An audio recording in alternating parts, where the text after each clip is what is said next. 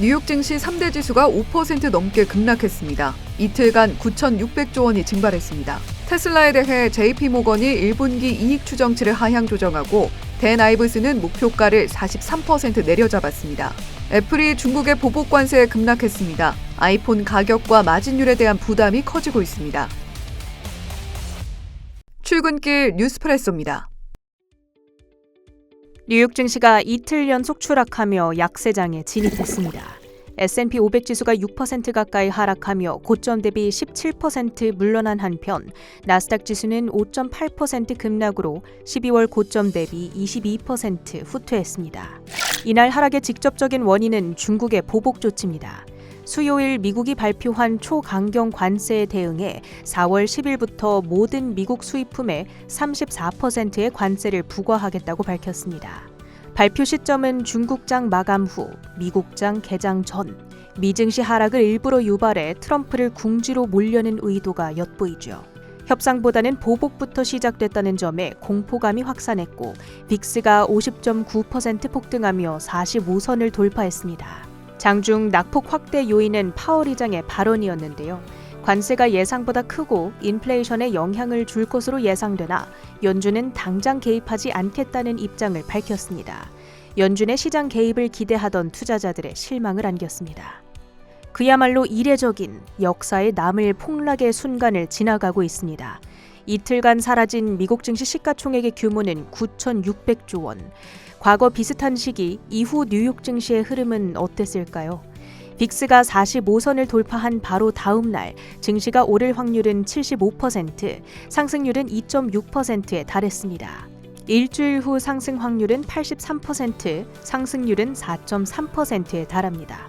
다만 한 가지 예외가 됐던 시점이 바로 2018년 트럼프 1기 관세 전쟁이 걸쳤던 시점이죠. 이때의 전철을 밟을 가능성에 대비해야겠습니다. S&P 500 지수의 구성 종목 500개, 이 가운데 오른 종목의 숫자는 단 10여 개에 불과했습니다. 그야말로 피할 곳은 없었던 건데요. M7 시총 상위주 가운데 테슬라와 애플, 엔비디아의 낙폭이 특히 컸습니다. 중국으로의 노출 비중이 높은 만큼 보복 관세 타격 우려를 가장 크게 받았습니다. 엔비디아가 7.4%, 마이크론이 13% 급락하는 등 반도체주들 일제히 약세를 기록했는데요. 당장은 반도체가 미국의 관세 대상에서 제외됐지만 트럼프가 부과 가능성을 시사한 점이 부담이었습니다. 거기에 중국 정부가 히토류 수출 금지를 발표한 가운데 히토류는 반도체 제조 장비 및 부품에 많이 쓰이는 만큼 직격탄이 예상됩니다. 테슬라의 광팬으로 항상 낙관론만 펼치기로 유명한 웨두부시의 댄 아이브스 분석가가 테슬라의 목표가를 43% 하향 조정했습니다. 간밤 고객들에 보낸 보고서에서 주요 시장인 중국에서 정치적 불매의 타깃이 될 가능성이 높다고 예상했는데요.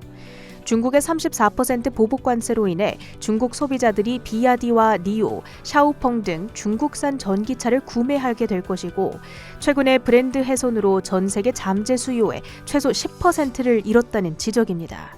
아이브스의 기존 목표가는 $550, 신규 목표가는 $315입니다.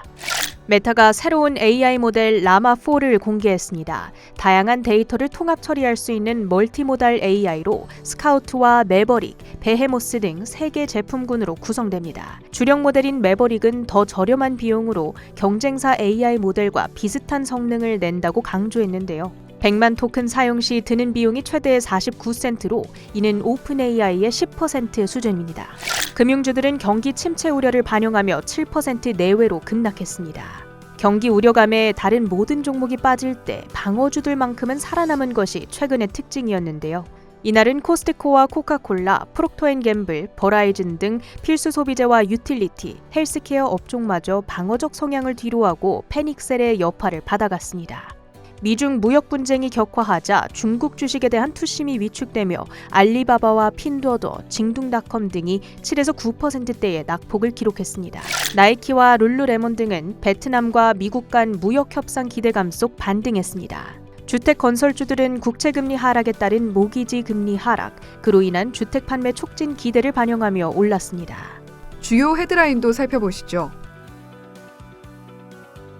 S&P 5.97% 하락, 상호관세 이후로는 10.53% 빠졌습니다. 심지어 9.11 테러 당시보다 더 큰 낙폭을 보였고 나스닥은 2000년 4월 닷컴 버블 붕괴 초기만큼 급락했죠. 내린 건 시장뿐만이 아닌데요. 트럼프 대통령의 지지율도 43%까지 내리며 2기 행정부로 복귀한 이후 최저를 기록하며 반대 시위까지 열렸습니다. 이 모든 사태의 주범은 결국 관세, 켄 그리핀, 워런 버핏 등 투자 구루들이 공개적으로 우려를 표하고 있지만 관세 정책의 주요 관여자 중 한 명인 하워드 러트닉 상무장관은 4월 9일 상호관세 시행일을 연기하지는 않을 거라고 말하고 있죠. 185개국에 부과된 관세에 각국의 대응은 제각각입니다. 중국은 지난 금요일 자국 시장 마감 후 미국산 제품의 34% 보복 관세, 히토류 7종에는 수출 제한 조치를 내렸습니다. 히토류는 미국 공급망 중 가장 취약한 부분으로 강력한 대응 메시지로 해석되고요. 캐나다는 미국의 자동차 25% 관세에 똑같이 보복 관세를 부과한 상태. EU는 회원국 간 단합 대응을 기조로 세부 디테일을 준비 중인 것으로 전해졌습니다.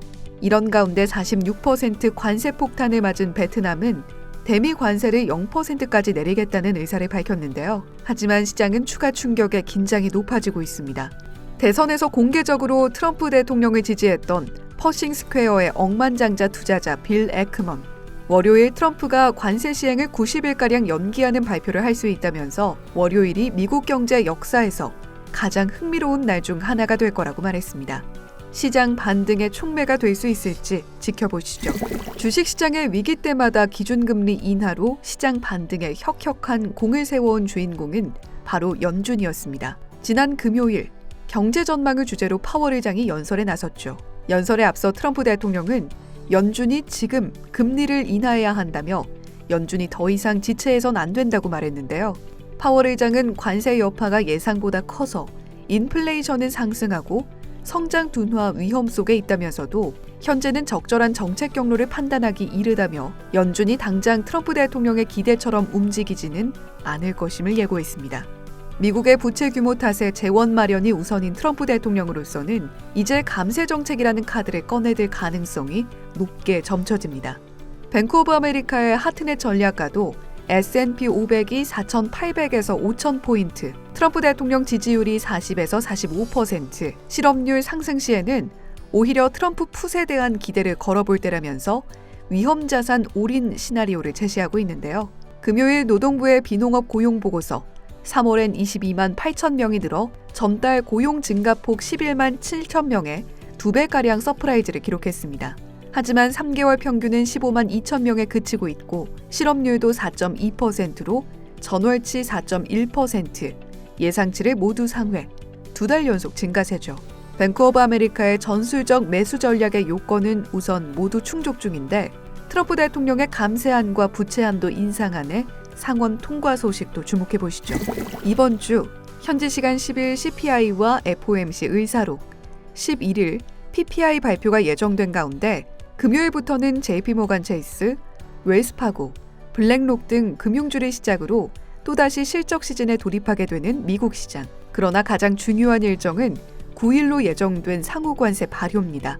베트남을 통해 상호관세가 상대국 조치에 따라 완화될 가능성, 관세 조치 자체가 연기될 가능성 등이 거론되는데요.